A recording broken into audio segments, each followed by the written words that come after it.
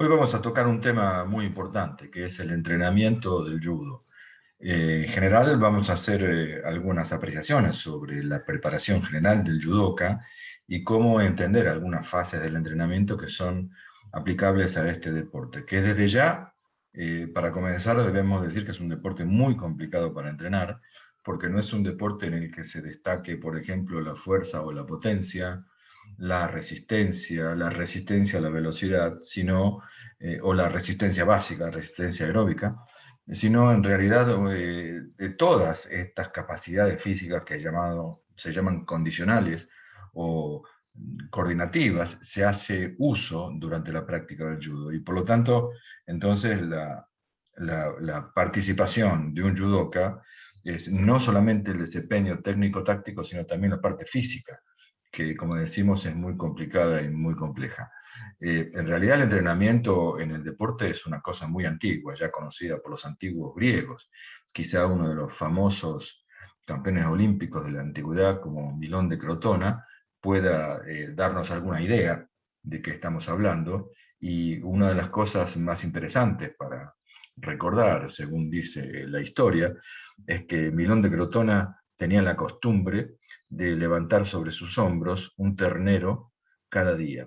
Evidentemente, cuando este ternero se hizo toro, Milón de Crotona pudo tener una fuerza descomunal. Y así fue que fue galardonado con el título de campeón olímpico en 5 oportunidades. Y en aquella época, en muchos años antes de Jesucristo, debe haber sido tan dificultoso y tan complejo como es hacerlo hoy en día, porque también se sabía mucho menos, aunque había mucho menos competidores también, pero en su época se ha mantenido prácticamente más de 20 años en lo que era el alto rendimiento de su momento. De alguna forma, Milón de Crotona nos muestra que se conocía tradicionalmente el principio de sobrecarga y también los efectos de la sobrecarga progresiva, como así también, de alguna manera quizá hasta rudimentaria, la planificación del entrenamiento, principios que hoy son bastante básicos y conocidos por la mayoría de los entrenadores y también de los deportistas. Como dice Platonov, el entrenamiento comprende un conjunto de tareas que aseguran la buena salud, una educación, un desarrollo físico armonioso, un dominio técnico y táctico y alto nivel de desarrollo de cualidades específicas. Esto es lo que hace la diferencia de una persona común a una persona entrenada. Y lo más importante de esta definición, y por eso lo ponemos aquí para tomarla como referencia, es no solo por el nivel científico, de Vladimir Platonov, que es un referente indiscutible dentro de las ciencias del entrenamiento, sino también porque él apela a un estado básico de buena salud general y además agrega una educación. En realidad es muy importante esta educación sobre el entrenamiento o educación deportiva, dado que es muy importante que los deportistas de cierto nivel conozcan los elementos rudimentarios para este tipo de actividad. Por eso no se concibe que haya un atleta que quiera prepararse que no sepa correr para trotar, para hacer un fartlek, hacer un entrenamiento intervalado, un entrenamiento, por ejemplo, de alta resistencia, que no sepa hacer flexiones de brazo, que no sepa hacer una sentadilla, bueno, o tenga la fuerza necesaria y el conocimiento técnico para hacer una tracción en barra fija. Es decir, hay una parte de una educación básica que hace que un sujeto sea entrenable y obviamente pueda participar en un programa de entrenamientos y competencias. Así vemos cómo se pueden desarrollar las distintas capacidades físicas y en todas estas capacidades, como la resistencia aeróbica, la fuerza, la velocidad y el nivel físico general, van aumentando en función de un crecimiento que no es frecuente. Fíjense que siempre que hay estímulos, hay disminuciones del proceso y después una recuperación. Si tomamos, por ejemplo, la curva de la resistencia aeróbica, pero también puede ser la de la fuerza, o en general vamos a tomar la verde, la de color verde, vemos como cuando hay un estímulo, el cuerpo del deportista se desgasta, se cansa, se fatiga, pero después empieza a recuperarse. Se recupera inclusive no hasta el nivel que tenía inicialmente, sino inclusive un poco más allá más arriba. Denominado principio de supercompensación o de sobrecompensación hace que un deportista o un ser humano sea entrenable, porque siempre después de entrenar queda mejor de lo que estaba antes. Y por lo tanto este principio tan básico de entrenamiento nos indica el tipo de criterio que tenemos que tomar con respecto a lo que serían las cargas, ¿no? Es decir, cómo ir aumentando las cargas, que pueden ser la distancia que se corre, la velocidad a la que se corre, o el peso que se le agrega a una barra de pesas para la sobrecarga. Obviamente estamos hablando entonces también, en términos de judo, de la cantidad de randori que se hacen en un entrenamiento, de la cantidad de uchikomis de potencia que se hacen en una preparación, y obviamente también de las capacidades que se desarrollan al momento de competir cuando el judoka está en Shiai. Vemos que en general hay algo así como 3 tipos diferentes de personas que responden al estímulo físico de formas distintas. Vemos la primera de ellas, que es llamado el ectomorfo, que es una persona generalmente que decimos es delgado y fibroso, que tiene mucha fuerza, mucha potencia física, pero su musculatura no tiende a adquirir un gran volumen. En el otro extremo tenemos el caso del endomorfo, que son las personas que desarrollan un gran volumen muscular, sus cuerpos son por demás fornidos, ¿sí? Caso típico de esta característica que se aprovecha en el caso del físico-culturismo, y en este caso las personas tienden a ser personas pesadas, ¿sí? De gran potencia y fortaleza física.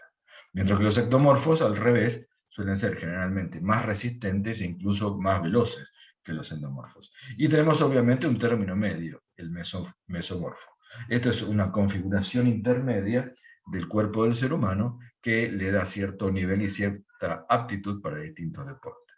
Así que lo primero que tenemos que ver es qué tipo de práctica de judo estamos haciendo, si judo recreativo, judo educativo, judo competición, al momento de hacer la preparación de nuestros equipos, y básicamente proponer una preparación general, que no sea la preparación de un maratonista, porque estamos preparando un judoka, que no sea la preparación de un levantador de pesas, porque estamos preparando un judoka. Tiene que ser una persona que tenga un gran entrenamiento general para que le permite desempeñarse con todo lo que el judo exige en un shiai. Y por lo tanto podemos decir que hay distintos aspectos de la preparación, que sería la preparación técnica, la preparación táctica, la psicológica y la preparación física. Hay algunos factores que condicionan el entrenamiento y el nivel final que se puede adquirir con un judoka, que es básicamente una cuestión que no tiene nada que ver con el entrenamiento. Lo primero, lo más importante, su familia. Un judoka debe estar, para poder entrenar, debe estar apoyado y acompañado por su familia. Tiene que tener entrenamiento de un buen nivel de calidad, un entrenamiento individualizado. Tiene que tener material deportivo, instalaciones, tatamis, equipos de pesas, equipos de gimnasia. Tiene que tener un sensei y un entrenador, una determinada cantidad de competiciones para que pueda prepararse para competencias cada vez más importantes, apoyo médico-científico, médicos, biomecánicos, entrenadores, kinesiólogos, etcétera, etcétera. Tiene que disponer de apoyo financiero para poder viajar y competir y pagar los gastos de entrenamiento, y también tiene que tener un cierto apoyo administrativo. Y con esto nos referimos, por ejemplo, a tener alguna persona encargada de los viajes, las estadías, eh, programar la participación en competencias, inscribirse, etcétera, etcétera. De alguna forma podemos decir que es muy importante la percepción del movimiento que produce la práctica de judo, y para esto vamos a citar aquí un elemento fundamental que es la biomecánica. La biomecánica es la aplicación de los conocimientos de la física al movimiento del cuerpo humano, o al movimiento de los seres vivos en general.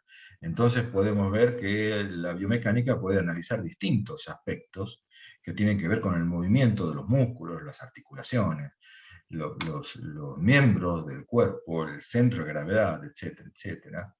La dinámica que habla sobre las fuerzas en equilibrio y a su vez en movimiento, ¿sí? La estática, que tiene mucho que ver con, por ejemplo, el equilibrio en las 4 direcciones tradicionales que conocemos, las direcciones o el Hapo no Sushi, para la práctica del judo.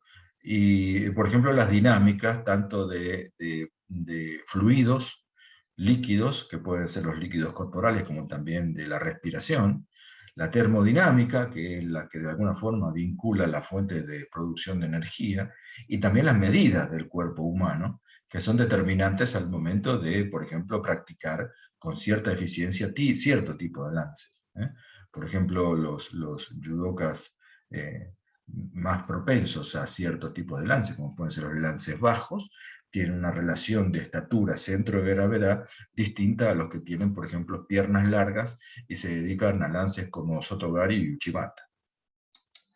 Es muy importante entonces conocer las palancas corporales, que en el caso del ser humano se producen en función de la tracción de los músculos y los apoyos en distintas articulaciones. Tenemos las famosas palancas de los 3 géneros, en el cual tenemos el primer género, caso del tipo de la articulación del cuello con la cabeza, en el cual en un extremo se ubica la fuerza o la potencia de la palanca, el apoyo en el medio y la resistencia en el otro extremo.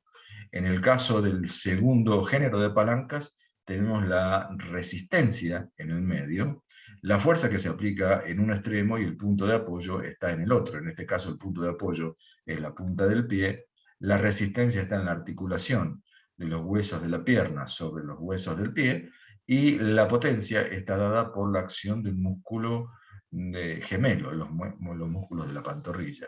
Y el último caso es la palanca menos ventajosa, que es la que tiene la energía o la fuerza en el centro. En este caso es la articulación del codo, en el que el punto de apoyo está en la articulación del codo con el antebrazo. En el centro está la acción del músculo bíceps, que produce la flexión, y la carga o la resistencia está en la mano del sujeto. Y por lo tanto, conociendo este tipo de palancas, sabemos y podemos identificar que hay palancas que son rápidas, como la de tercer género, y hay palancas que son muy potentes, como la de segundo género. ¿Sí? Y que hay algunas que nos sirven para entrar lances de más potencia y otros movimientos de más velocidad. De hecho, y esto no es ningún descubrimiento, en general, los brazos son más rápidos que las piernas, porque las piernas, justamente, por ejemplo, a raíz de la articulación del tobillo, son palancas diseñadas para hacer más fuerza que velocidad. Bien, y aquí podemos pensar un poco en, haciendo una relación con el famoso refrán o lema de los Juegos Olímpicos, Sitius, Altius, Fortius, que significa más rápido, más alto y más fuerte. En realidad, cuando hablamos de más, estamos hablando de una mayor cantidad o mayor intensidad en una comparación. Esto se usa para referirnos a un superlativo, para indicar preferencia y también para indicar un incremento positivo, es decir, que el estado inicial es menor que el estado final. Pero si nos ponemos a hablar en realidad y decimos sitius y hablamos de velocidad, más rápido, esto es un aumento del espacio sobre tiempo. Cuando hablamos de altius, hablamos de la altura, que puede ser la altura, por ejemplo, de un salto o también del centro de gravedad, es el producto de la velocidad por el tiempo más un medio de la aceleración por el tiempo al cuadrado. Esto es una fórmula de física básica de la secundaria. Y cuando hablamos de fuerza, hablamos de la proyección de la masa de un cuerpo por la aceleración que produce. O sea que este refrán nos retrotrae también a pensar la gran importancia que tiene la ciencia física en el movimiento del cuerpo, y en particular en el judo, dado que además debemos agregarle los elementos propios de la proyección, o sea, el hecho de lanzar al cuerpo de un adversario sobre el tatami, o de dominarlo con cierto tipo de movimientos, como puede ser un katame waza, retención, estrangulación o palanca, etcétera, etcétera. Por lo tanto, estos elementos son importantísimos para la formación y la previsión del trabajo y del desarrollo. Así que también tenemos otras interpretaciones. Por ejemplo, el espacio y tiempo se ve influido por la distancia, por el Mayai. La altura tiene mucho que ver con la altura del tándem, del centro de gravedad. Y por supuesto, considerar el principio de masa, del aumento de la fuerza, tiene mucho que ver con la eficiencia mecánica de los movimientos de judo. En realidad, vamos a referirnos ahora también a dos elementos que son importantísimos y que fueron explicados por Jigoro Kano en función de la mecánica y que están muy bien expresados en los libros de Kazuzo Kudo, el judo dinámico. Dice que en cierta ocasión, Kiresaku Nagaoka, décimo dan, le pidió a Jigoro Kano que le explicara el significado de los términos Hasumi e Ikioi. Son los términos, obviamente, en japonés. El creador del judo replicó que la formación de un impulso, Ikioi, requiere fuerza, pero que la creación de un momento de fuerzas, Hasumi, requiere habilidad. Cualquiera que desee aprender judo deberá distinguir claramente la diferencia entre estos dos conceptos. Así que tenemos que el impulso, en física, es el producto de la fuerza por el tiempo, o bien el producto de la masa por la velocidad. Fíjense, estos ejemplos de lanzadores de bala nos dan un claro ejemplo de lo que es el impulso. Para impulsar una bala, para poder proyectarla, para poder lanzarla, no se puede hacer sin velocidad, y por lo tanto hay que darle velocidad a la masa que se pretende movilizar, o aplicar una determinada fuerza durante un determinado periodo de tiempo. Estas son magnitudes vectoriales y que son directamente proporcionales, porque al aumentar la fuerza aumentamos el impulso, y al aumentar el tiempo también aumentamos el impulso. Hay otros ejemplos dentro del deporte, pero esto tiene mucho que ver con la realización y el dominio del cuerpo, porque el impulso genera directamente genera energía mecánica. Así que es importantísimo, por ejemplo, el tiempo y la fuerza con la que se ejecuta un kusushi, un desequilibrio, o la fuerza y el tiempo durante el cual se hace el contacto durante el kake de un lance para proyectar a un adversario. Aquí vemos que hay ejemplos muy particulares que nos permiten establecer el impulso, básicamente cuando se aplican las técnicas, incluso también en un kata, ¿no? Estas imágenes nos dan cuenta de la energía que es necesaria para mantener un impulso, en el cual tiene esta forma, que no está concretado con una caída, por supuesto, pero que se aplica perfectamente a la técnica del judo. Cuando hacemos un kataguruma, el impulso, por ejemplo, lance del nage no kata, lance de brazo, tiene que ver con momentos relativamente largos, que tienen un desarrollo más lento que otros lances, debido al dominio que es necesario realizar sobre la manga para hacer el correcto kusushi, y además el movimiento de levantamiento del cuerpo del uke después de haber fijado y dominado su pierna. En cambio, el momento de una fuerza tiene que ver con la habilidad. Fíjense en este caso, esta persona que está tomando una llave para desenroscar un caño, puede perfectamente tomarla a distintas distancias del centro de rotación. Por eso el momento de una fuerza es el producto de esa fuerza por la distancia al eje de rotación. Y esto es una referencia directa a la distancia en la cual se aplica, por ejemplo, la cadera, ¿sí?, en un lance de Koshiwasa con respecto al agarre. ¿Sí? Es importantísimo conocer que esta distancia entre el agarre y el kumikata, tanto de la mano que toma la solapa como la que toma la manga, con la distancia que se ejecuta el apoyo de cadera, es el momento de la fuerza que va a recibir el uke y que lo va a hacer girar, lo va a hacer rotar sobre su centro de gravedad y en definitiva va a producir su caída sobre el tatami. Esto es importantísimo porque lo que requiere habilidad aquí no son la fuerza de los brazos, sino el lugar exacto de la ubicación de la cadera. Porque, por otro lado, hasta que se configure directamente en un tirón, el movimiento y la posición de la cadera va a determinar si el lance está hecho correctamente o si exige mucha más fuerza de parte del agarre. Por eso es importantísimo entender este principio de la física, que nos ayuda mucho. Ahí tenemos cómo se demuestra el vector de la fuerza y vemos la distancia que hay hasta el contacto de los centros de gravedad para producir la proyección. Así que el ikioi, el impulso, requiere fuerza, ¿sí? Mientras que una vez que se halla el correcto equilibrio para poder ejercer ese desequilibrio que es previo al tsukuri y antes del kake, nos demuestra también que los sectores del cuerpo tienen distintas posibilidades para poder estudiar el movimiento del brazo, en los movimientos de la mano, el tipo de movimiento que realiza en una dirección, en otro, en sentido horario o antihorario, y que nos permite las rotaciones para distintos ejercicios de fuerza en el momento de ejercer, por ejemplo, el Kusushi, ¿no? Es decir, ese movimiento de rotación que se hace para abrir, un movimiento verdaderamente de apertura, que se realiza con el Ikite, con el movimiento que tira de la mano. Así que aquí justamente tenemos visualizado lo importante que es analizar la importancia de la mano que tira, la mano de la manga, o el surité, la mano que levanta, que es la mano que toma generalmente la solapa. Estos son conceptos obviamente muy básicos, pero que sirven para analizar.